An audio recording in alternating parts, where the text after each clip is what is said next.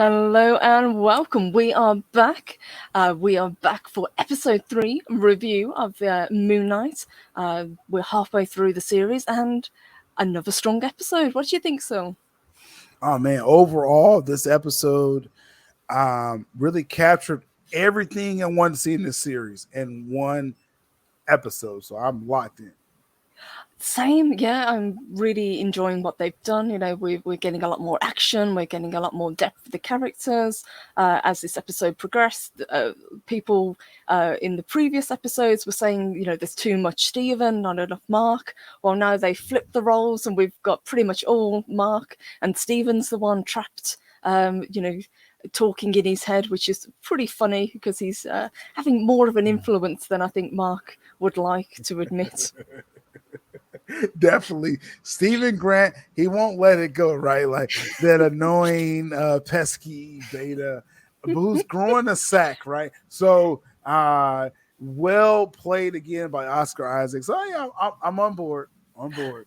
Absolutely. I think what we will start with, because this is pretty much the main jumping in, other than the recap. So it starts with Layla's character. She is tracking down Mark. She's talking to her mum, getting a fake passport so she can get to Egypt. How do you feel about her character? A lot of people really don't like her. I'm kind of indifferent to her. I like the actress. I think she's doing the best with the role that she has. But a lot of people really think that she's a typical Marvel woman character. The woman card has been played, right? I look at it's about execution, Purple, and with this, with the Layla character, I'm liking what she's actually doing. I don't think it's out of the realm of a superhero world that she's, having these abilities as the wife of Mark Spector. So just in that context, you made a point previously when we talked before this, is that it makes sense that Mark Spector will be married to someone like Layla with her abilities. Because there's no nonsense approach. So yeah. Yes, I think you mentioned, if she was a damsel in distress type character, it would be incredibly unlikely that these two would have ever gotten together. Definitely. So yeah, so she fits the role.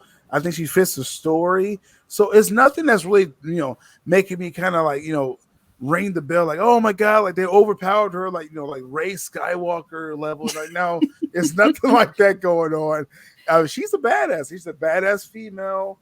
I think you like her to like a Black Widow lesser type. Yes, yeah, she's kind of similar. She's not obviously as skilled, but she's not overly powered, as you say. I think she pretty much holds her own. And there is a fight scene that we'll get to a little bit later on, which kind of shows that she's not, able to really hold her own in a one-on-one fight, but she is able to get I suppose Use weapons and stuff. yeah, she used weapons. Yeah. She's able to kind of use something to her advantage rather than brute strength, which really wouldn't work. Right, that just wouldn't work, like period, right? So I think the character works. I know people are like, well, she's not in the comics, so what is she, like an original woman? No, I think like it fits this character, this role, this rules that they already set in this show. So she's fine. I have no problem with Layla. Yeah, I'm fine with her as well. But the real two kind of shining stars in this, obviously, we've talked about Oscar Isaacs and how good he is. But again, a really strong performance from Ethan Hawke in this. Ethan Hawke, man, he's eating it up now. I think. I mean, he's really been in it just as much as Oscar Isaac. Really, I mean, if you don't see Oscar Isaac, you're seeing Ethan Hawke. So this character, it's really pivotal, and I'm loving what I'm seeing with Ethan Hawke as well. Absolutely, same. And one of the things that people were saying is there isn't enough action. Well, this scene, because we are set in Egypt, I love the setting. They're actually on location. It looks fantastic. We get a lot more action because Mark is in the driving seat, so we've got a lot of fight scenes, which is great to see. One of the things that people have said is that why didn't he summon the suit when he was fighting on the rooftops? From what it's implied, the suit is locked in to the moon. That's the only time he can really summon it. Okay. Now I don't know the comic book precedence of that purple, so you can fill me in. But if that's the case, then that I mean obviously that will make sense. So, but yeah. Yeah, they've never actually said it, but that's the only thing that I Mm-hmm. can guess. Mm-hmm. Obviously, it would be a bit of I guess, a cop out to summon the Mm-hmm. suit to beat the bad guys and take the suit off when ready. It's probably also tied in with Khonshu as well, whether or not he wants him to actually Mm-hmm. wear the suit, and it's a debate like at the moment. How much control does he actually have over Mark and Steven? Mm-hmm. Interesting. And then I'm not sure if he's going to get into this, but like Mark has a blank out moment. As much as I Hmm. love the blank out moments that Steven had in episode one, Mark has a moment where he's not trying to kill these people. Then he blanks out. All of a sudden, he's killed like at least two or three of them. And it's not Steven. Hmm. So we're talking about third Yeah. personality. Exactly, yes. They've been dropping hints pretty much throughout the episodes that this third personality is the one kind of messing with both of them. So I think if we don't see it in episode 4, I would be very surprised if we don't get the third reveal. Mm-hmm. Definitely. Jake Lockley, I believe, is Jake the Lockley. third Yes. personality. And they're kind of, I always say, the comic lore for Moon Knight, they're playing with it a little bit because Stephen Grant wasn't this snivelly of a wimp in the comics. So they're kind of playing with the lore a little bit. They, Layla is actually, like a new character. So Yeah, this third she's personality could be, a little extreme. the same. Yeah, she's kind of an amalgamation from what I can tell, but I Yeah. would be curious to see because this third personality seems to be um, kind of kind of a dick. So we've got Stephen, who is very kind of mild, very kind of no non-confrontational. We've got Mark, who is very much the action man, very no nonsense, and then we've got this third personality who seems to be a bit of a probably the worst of the three, it seems. Mhm, mhm. That's what it sounded like. And I will say just a little hint of someone who's at least seen 4 episodes. They say they're getting some Legion vibes from this Oh. show. And I love that Legion show that was on FX by was it Holly that did Hmm. that. So if we're if it's a review of that third personality soon, I'm all for that. That's awesome. That sounds really cool. Now, the one scene that we really wanted to talk about is this one on screen at the moment. You loved this scene, didn't you? Oh my goodness. The trial of Khonshu. Like, are we serious? Like, okay, again, like this scene, I saw this like late at night, right? It's like Eastern Standard Time, right? So when these shows come out, it's like 3 a.m. for me here Oh, in my time zone, right? So when it comes out, I'm already up, ready to watch it, but I'm like half asleep. This scene comes up, I'm like, give Oscar Isaac his Emmy right now, right? I was writing to the Emmy board because this again, Oscar Isaac is playing another character again. hmm He is basically, possessed by Khonshu, but is unwilling. And like this facial right here, like Oscar Isaac, he has to play like I'm forcing, like Khonshu's forcing me to talk. I don't want to be his avatar at this point, and I'm being forced to talk. And the way he plays that is so perfect. I'm like, oh my god, like I was so blown away by that scene, and I told everybody about it. But Khonshu, he's um he's not as bad as we thought, right? Not as he's bad as we not. thought. Yeah. The one thing that we do And get from this yeah, is that the gods do exist and they all hate Khonshu. they Now, hate Khonshu. Khonshu really should have kind of dialed it back at this point and, kind of like stated his case and been diplomatic, but he just could not help himself. He couldn't help it. He has something against Arthur Harrow, the Ethan Hawke character, so Hmm. much that he could not keep it back. Where, they was just like, just what's your problems with this guy? And Khonshu, in the avatar of Oscar Isaac is just spewing out like, just speculation and they're like, "What? What the fuck is this guy talking about?" So It's like he's his it's ex and he's like really venting. It's so funny. and it's played so well. It's like it's my favorite scene. Period. I've seen on Disney Plus since its inception. But it gives you more story about again Khonshu and kind of how he's looked at by other gods, by these other gods. So very great scene right here. It was. It's probably one of my favourite scenes that we've seen so far, not only with the acting, but with the set design as well. It really is impressive what they've done with it. Yeah, great, great set, great like other cast that was there as well. Great scene overall.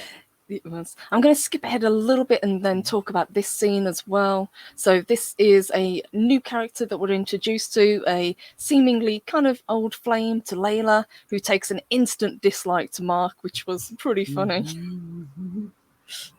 Yeah, that reminds me. Anytime I will like go somewhere, if I was dating someone and like you meet the ex, her ex, he automatically hates me. So I get it. I see what's going on here.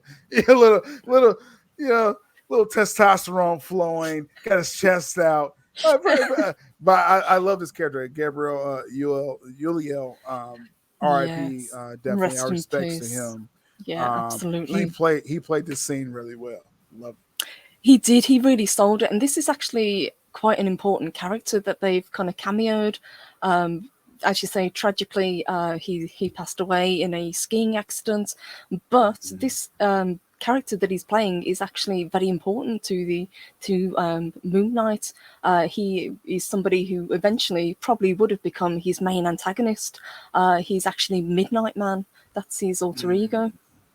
Midnight Man, and that could have been something that, were they really going to flesh this out in this show? That's questionable because there are kind of rumors and speculation that Moon Knight was only going to get this one limited series, and then it may be other series that he's included, but not like solo. So maybe we would not have got that full story anyway. So I guess it makes sense how they kind of had a brief cameo of this character.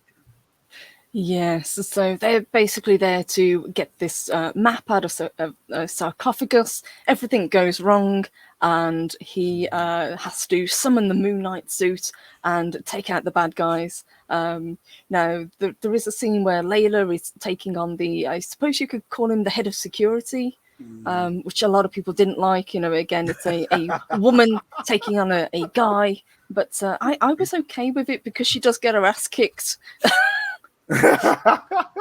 Like hand to hand, like she didn't stand a chance, right, in this fight. But I think it's only fair if a woman has weapons. I think she could win a fight. I mean, I'm just gonna put it out there, guys. Like if she stabs you, maybe she can beat you, right? Which is what she did. Layla did exactly what she did. Yeah, she has enough of this fight. She snaps the necklace off, and basically she's got two blades, and finally kind of takes him out and takes him by surprise. But it was weird to see. And let me skip back if I can get it. We also get a very brief appearance, which I didn't like. I've got to admit, I thought this scene was really jarring. This was okay. Because you touch on the Moon Knight scene where Moon Knight kicking ass scene. Like that's literally what we wanted in a Moon Knight series. And you get that, but then they cut it short with it was Mr. Midnight. Is that what we're calling? Is that his moniker? Yeah, you do Mr. this, Knight, yeah. Mr. Knight, where this is Stephen Grant's version of the Moon Knight, right? A comedic. And it's like in the middle of a badass fight, you break it up with a pointless joke moment. And I was like, oh, this is Marvel. Here we go right here. Marvel, effing up something with a joke. And then all of a sudden they get the drop on the Moon Knight proper, Mark Spector's version. I thought this was jarring. It took me out of a awesome scene, awesome action scene. And they really got to dial this back for the rest of the series. Yeah, him as a comedic character really isn't working for me. you've got to have one or the other. You can't have them switching between the two, especially as you say in an action scene like this. It's very weird, and I didn't like it, I've got to admit. But he does kind of redeem himself later on in the episode when they're trying to find the map. So obviously Mark doesn't have any knowledge of Egyptology or the gods, but Stephen does. So that was it's the whole them having to work together to get this done. And I actually loved this scene with him and Khonshu where they're dialing back the night sky to get the right constellations. I thought that was a really effective scene. Great scene, and again, it's giving Khonshu a little more heart because he kind of got wiped away right after this, and so it's like, oh, Khonshu, I kind of see what he's doing here. Great visuals, and again, it's more kind of character backstory here too. Absolutely, and as you say, Khonshu kind of it's almost like a redemption or a self-sacrifice that he does, because he knows that once he does this, the gods are not going to stand for his nonsense anymore. And he said in the beginning of the episode, if I keep pushing it, I'm going to end up imprisoned in stone. And this is exactly what happens. He gets put into a little stone statue. He gets, Khonshu is embedded into the statue, and now and before he went, he told Stephen, Stephen, tell Mark, once I'm encased, to rescue me, right? I'm paraphrasing, but so Khonshu knew what was going to happen, like you said, Purple. But his last line, really, that Stephen was like, Mark can save me, just let him know, Stephen. So Khonshu got surprised, like, I feel sorry for Khonshu now. Oh. You're not as big a dick as you've been made, appear. He was this whole time, but now it's like, you don't deserve this. Come on. And just at the end of the episode, we have another really good scene with Ethan Hawke, where he's kind of talking to Khonshu. He says, "Can he hear us?" In this little statue, and the other avatar says, "We believe he can." And so he has this kind of heart to heart with him, where he says, "All the torment that you put me through, made me stronger. It forged me. It made my will stronger." He's really bitter against Khonshu. Very bitter. I guess he was a former avatar, right, of Khonshu, is what he revealed that to Stephen last episode. So just a little revenge for Arthur Harrow. His plan is working, and he kind of got in your face, Khonshu. So there you go. Absolutely. So again, I think that this was a really strong episode. There was just a couple of little bits that, as we say, kind of took us out, but it wasn't enough for me to say that to write off this series. But it did kind of roll my eyes. This could have been a perfect episode, really. It could have been. It was very workable, but it's Marvel, so they're gonna screw up here or there. Yeah, and we do also have the scene, obviously we're talking about Layla and, her taking him out, but we do have the scene where, if I can find it and it will actually show it, where he kind of puts his arms around her and he's protecting her, from bullets. He shields her with his cape. So it's not all kind of one-sided, and she's definitely not the one to keep saving him as well. So I'm glad to see. I'm glad that was the case. Layla's fine. That's the least of my worries. I'm more worried about the comedic moments they're going to force Stephen Grant to do, which I'm very uncomfortable with that now. Yeah. I like him kind of being almost Mark's conscience at this point, because he keeps telling him, please don't kill these guys. There's got to be a better way, and it's really messing with his head. So I'm pleased with it. Yeah, keep him in that spot, but don't break up a badass action scene with a terrible comedic moment. Do not do that again, please. So, all in all, I think we're looking forward to the next episode. We're now halfway through the season, so I'm kind of wishing there was, more than 6 episodes at this point, because there seems to be a lot of story to tell. Well, yeah, because I would want to do this video every week with Purple Valkyrie, but it has to come to an end as far as this series. But great story. I'm hearing great things about the next episode, and I'm sure beyond we will hear more. So yeah. Absolutely. So, guys, please, if you enjoyed it, leave a comment. Let us know what you think. Check out the previous episodes that we've reviewed as well, and join us again next week for episode 4. Until then, guys, have a fantastic day.